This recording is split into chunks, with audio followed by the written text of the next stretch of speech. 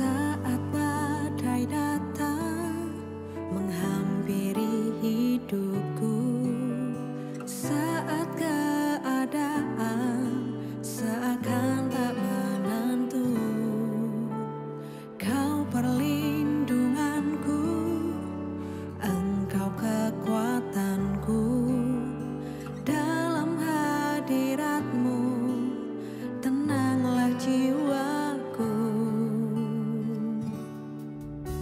Saat badai datang menghampiri hidupku, saat keadaan seakan tak menentu, Kau perlindunganku, Engkau kekuatanku.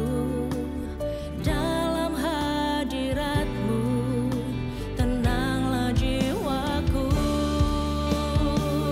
Hatiku percaya kuasa-Mu, kekuatan-Mu menopangku melewati badai. Hatiku percaya kuasa-Mu, kekuatan-Mu jadikanku lebih dari pemenang. Hatiku percaya kuasa-Mu, kekuatan-Mu menopangku melewati badai. Hatiku percaya kuasa-Mu, kekuatan-Mu jadikanku lebih dari pemenang.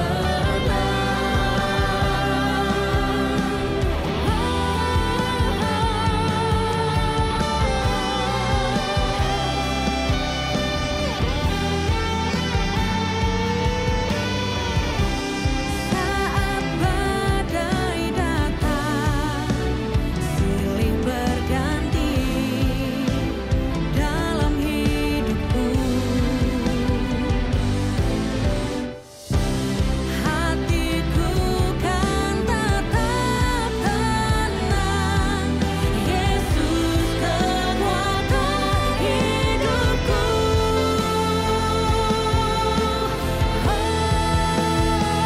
Hatiku percaya kuasa-Mu, kekuatan-Mu menopangku melewati badai. Hatiku percaya kuasa-Mu, kekuatan-Mu jadikanku lebih dari pemenang. Hatiku percaya kuasa-Mu, kekuatan-Mu jadikanku lebih dari pemenang. Jadikanku lebih dari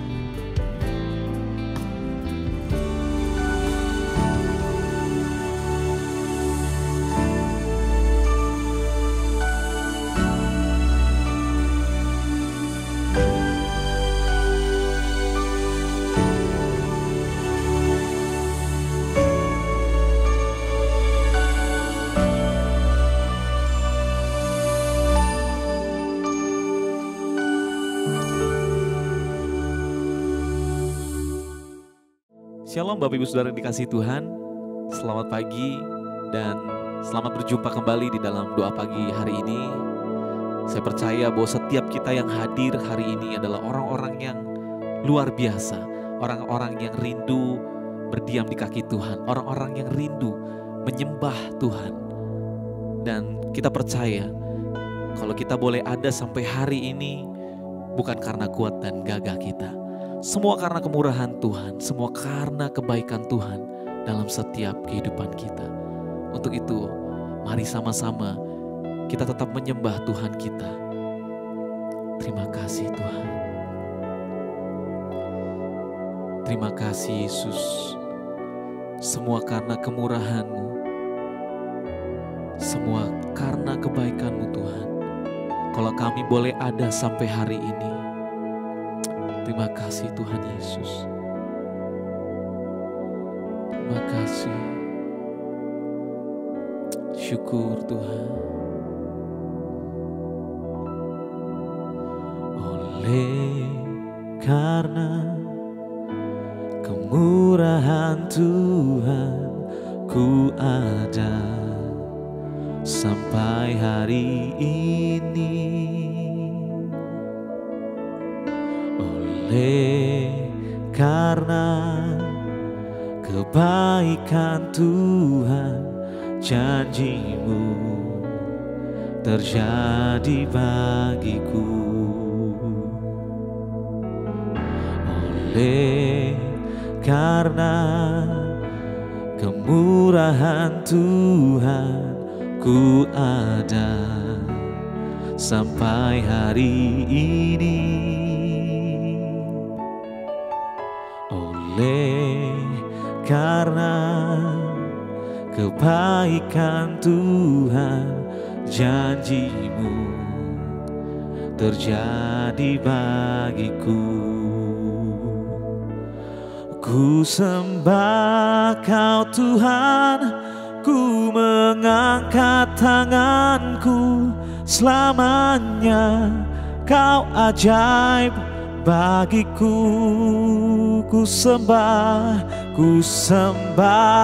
Kau Tuhan, ku mengangkat wajahku, selamanya Kau hebat bagiku.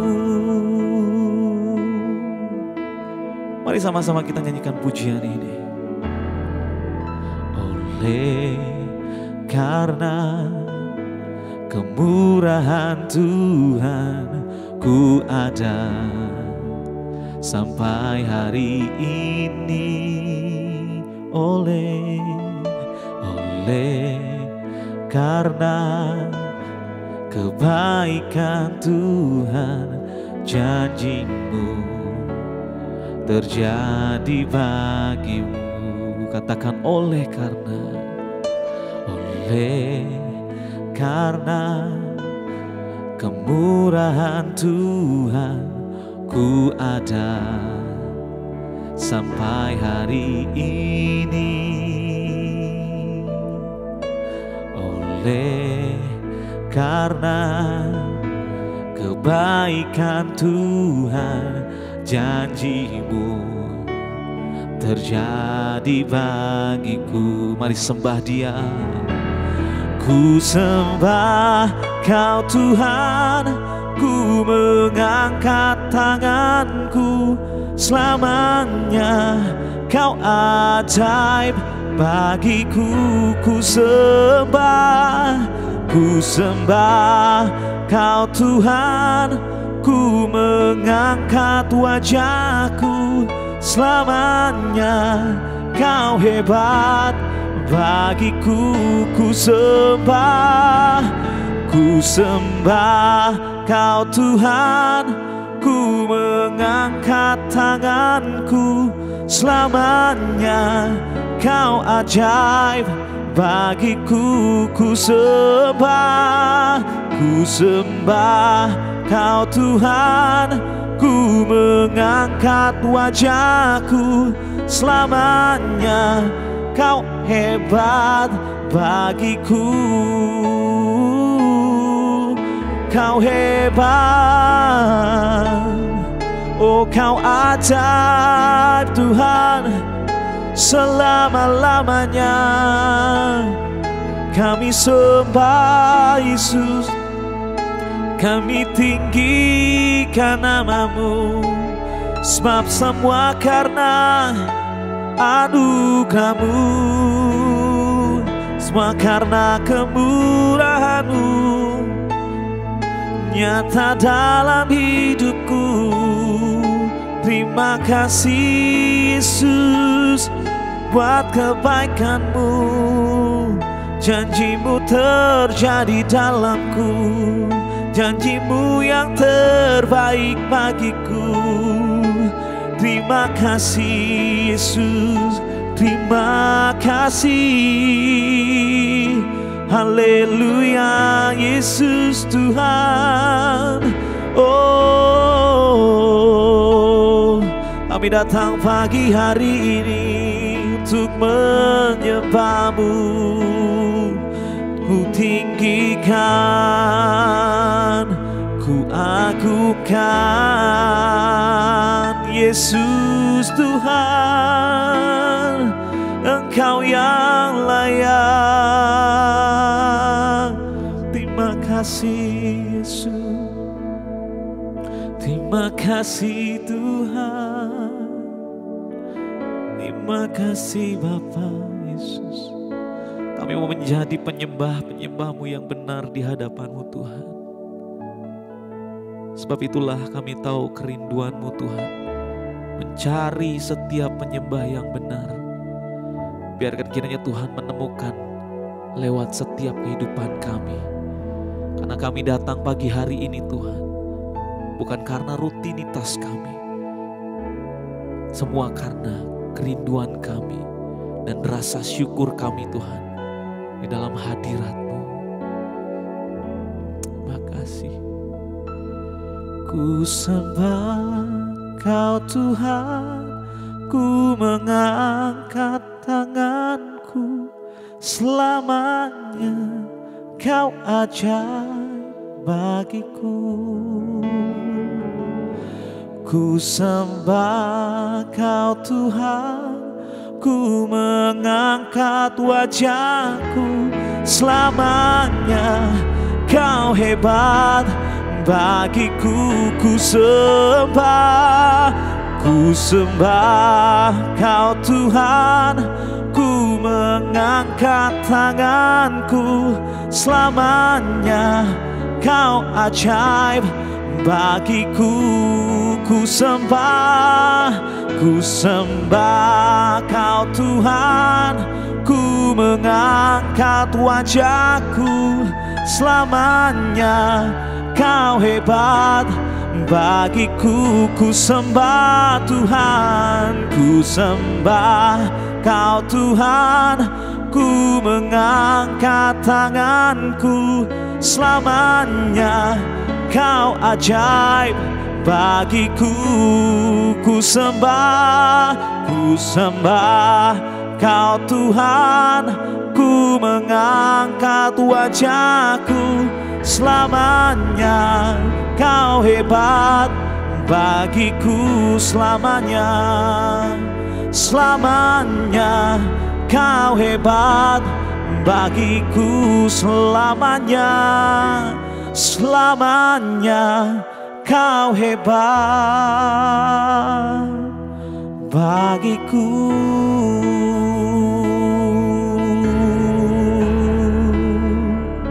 Engkau hebat, Engkau ajaib selama-lamanya Tuhan di dalam hidup kami. Engkau ajaib, Engkau hebat Yesus. Terima kasih Tuhan Yesus. Amin.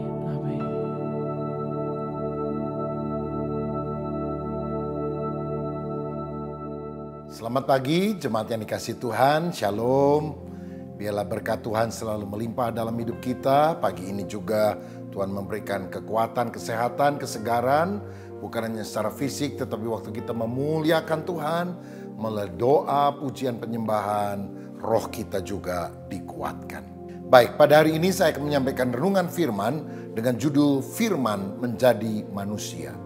Yohanes 1 ayat 13 dan 14 berkata demikian, orang-orang yang diperanakan bukan dari darah atau dari daging, bukan pula secara jasmani oleh keinginan seorang laki-laki, melainkan dari Allah. Firman itu telah menjadi manusia dan diam di antara kita, dan kita telah melihat kemuliaannya, yaitu kemuliaan yang diberikan kepadanya sebagai anak tunggal Bapa, penuh kasih karunia dan kebenaran. Alkitab berkata bahwa orang yang menerima Yesus akan diangkat menjadi anak Allah. Ini bukan karena perbuatan baik manusia, tetapi karena kelahiran baru. Yang dimaksudkan kelahiran baru adalah perubahan rohani yang dikerjakan oleh Allah Roh Kudus di dalam hati setiap orang yang percaya kepada Kristus. Karena kodrat manusiawi kita itu selalu mencenderungkan kita ke dalam dosa. Tapi ketika kita lahir baru, Tuhan menambahkan kodrat ilahi dalam hidup kita yang inginnya itu hidup kudus. Dan kalau kita taat kepada firman Allah dan pimpinan Roh Kudus, kodrat ilahi itu akan mengalahkan kodrat manusiawi atau duniawi kita, sehingga kita bukan hanya lahir baru percaya kepada Yesus, tapi kita juga akan dituntun terus dalam kedewasaan rohani. Nah, keselamatan adalah hasil kelahiran baru, dan itu bukan karya manusia lewat perbuatan baik, amal, mentaati hukum Taurat, atau menjadi anggota gereja. Saudara boleh tercatat sebagai anggota gereja, tapi belum tentu tercatat dalam buku kehidupan di sorga. Saudara boleh jadi majelis gereja bahkan, tapi belum tentu engkau memiliki kelahiran baru yang akan membawa engkau pada keselamatan. Karena untuk lahir baru, orang harus sungguh percaya kepada Yesus. Ayat tadi berkata orang-orang yang diperanakan bukan dari darah atau dari daging, bukan pula secara jasmani oleh keinginan seorang laki-laki, melainkan dari Allah. Ya, jadi jangan pikir kalau saudara punya orang tua Kristen, lalu engkau juga otomatis jadi Kristen yang sudah lahir baru. Beragama Kristen, Kristen KTP, Kristen tanpa pertobatan bisa. Sebab kalau saudara dilahirkan di garasi, saudara kan tidak otomatis menjadi mobil toh.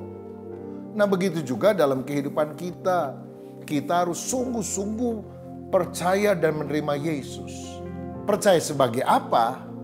Percaya Yesus sebagai firman menjadi manusia. Berarti Allah yang menjelma menjadi manusia untuk menyelamatkan kita orang yang berdosa. Barang siapa percaya tidak binasa, melainkan beroleh hidup yang kekal. Percaya kepada Yesus sebagai apa? Sebagai sang firman yang telah menjadi manusia. Firman menjadi manusia. Nah, saya mau jelaskan ada dua perbedaan kata menjadi. Kalau misalnya saya ambil contoh, nasi sudah menjadi bubur. Nasi sudah jadi bubur. Itu artinya apa? Nasinya hilang, tinggal buburnya kan. Karena bubur nggak bisa diubah lagi jadi nasi. Nasi sudah menjadi bubur, nasinya hilang, tinggal buburnya. Tapi berbeda kalau saya ngomong menjadi dengan cara seperti ini. Pendeta Rubin menjadi ketua umum Sinode Gereja Bethel Indonesia. Itu berarti pendeta Rubinnya tetap ada, tidak hilang. Tetapi menjadi ketua umum GBI adalah jabatan yang ditambahkan kepada pendeta Rubin. Bisa nangkep saudara? Nah, kalau Alkitab berkata firman menjadi manusia, itu berarti seperti kata menjadi yang kedua. Pada waktu Allah menjadi manusia, keilahian Yesus tidak hilang. Bahkan berkurang sedikit pun juga tidak. Yesus tetap Allah. Tetapi dia ketambahan hakikat manusia pada dirinya. Dia 100% Allah, dia tetap Allah. Tapi waktu jadi manusia, dia ketambahan dengan 100% sifat manusia. Seperti istilah menjadi yang kedua yang tadi saya jelaskan, bukan nasi menjadi bubur, nasinya hilang, buburnya tetap ada. Tetapi seperti pendeta Rubin menjadi ketua umum GBI. Pendeta Rubinya tetap ada, ketua umum GBI adalah jabatan yang ditambahkan kepadanya.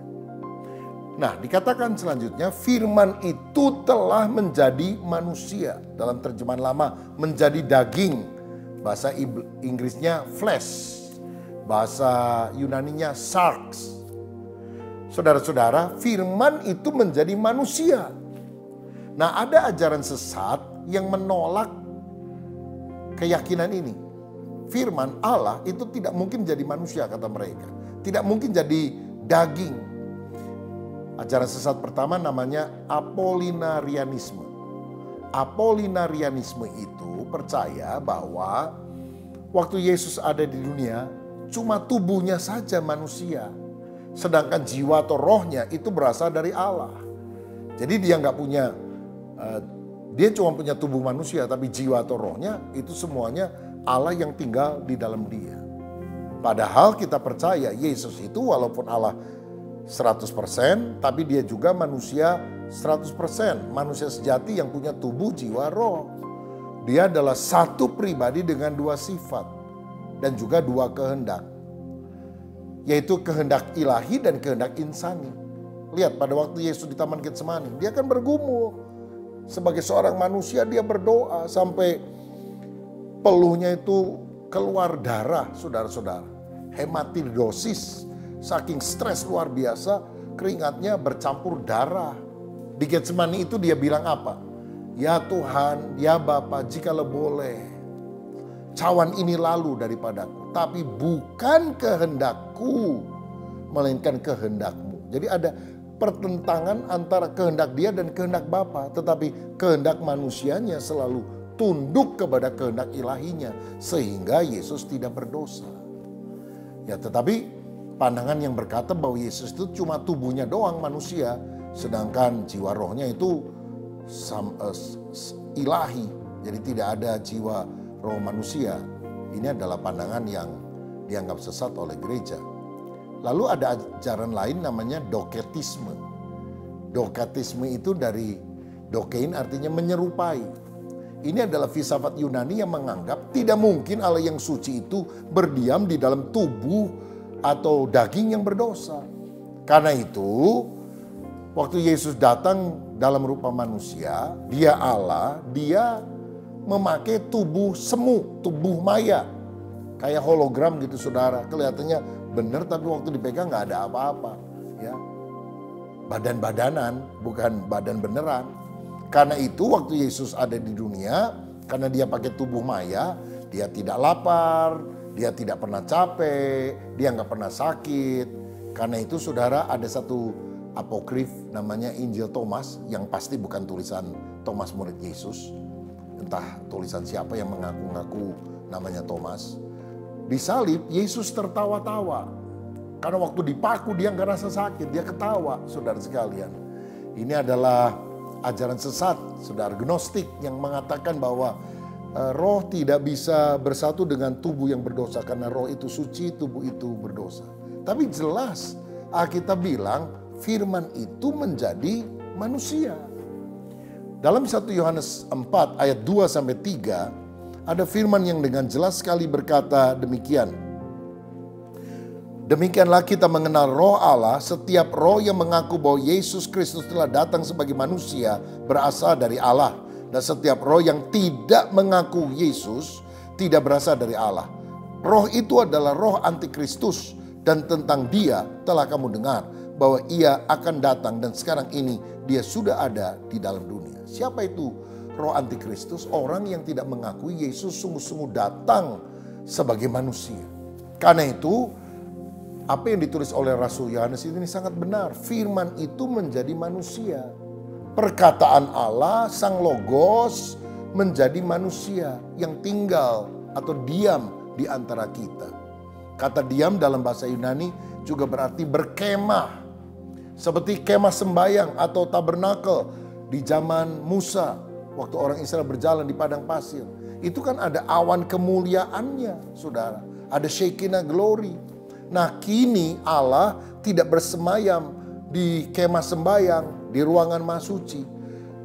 Tetapi Allah dengan segala kemuliaannya bersemayam di dalam diri Yesus.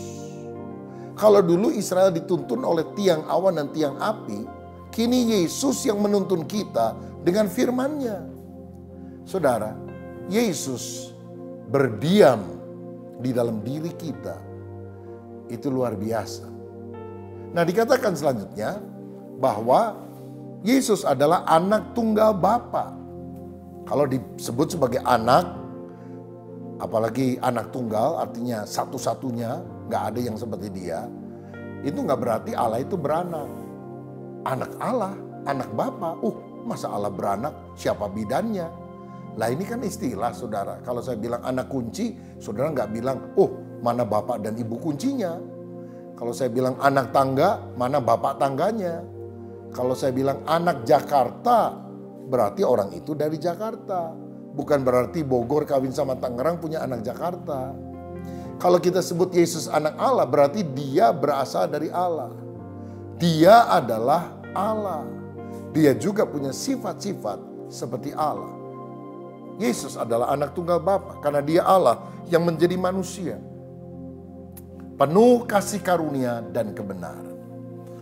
Dari sini kita lihat Allah itu penuh kasih sekaligus suci, benar. Kalau ada dosa harus dihukum. Tetapi orang yang percaya kepada Yesus, Sang Firman yang menjadi manusia, walaupun dia sudah berdosa, kalau dia percaya menerima Kristus, dia diampuni dosanya dan dia menjadi anak Allah. Karena itu kita bersyukur karena Tuhan mau menjadi manusia. Karena yang akan diselamatkan juga manusia. Apakah Allah bisa jadi gajah? Jadi kambing? Bisa. Tapi kenapa Allah nggak jadi kambing? Karena nggak ada ayat yang berkata, hai kambing-kambing bertobatlah, kerajaan Allah sudah dekat. Firman itu kan ditujukan kepada manusia. Karena itu Allah perlu jadi manusia. Dan kalau kita percaya kepada Yesus, firman yang menjadi manusia, kita diselamatkan. Kita hidup dibenarkan oleh Dia sampai selamanya. Saudaraku, bersyukurlah karena Yesus adalah Allah yang telah datang dalam rupa manusia untuk menyelamatkan kita. Ini doa saya supaya saudara makin mengenal Yesus. Mari kita berdoa. Bapa, terima kasih buat pagi hari ini.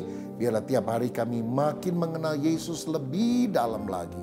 Engkau datang untuk mengampuni dosa kami. Ya Tuhan, biar kami mengalami kelahiran baru.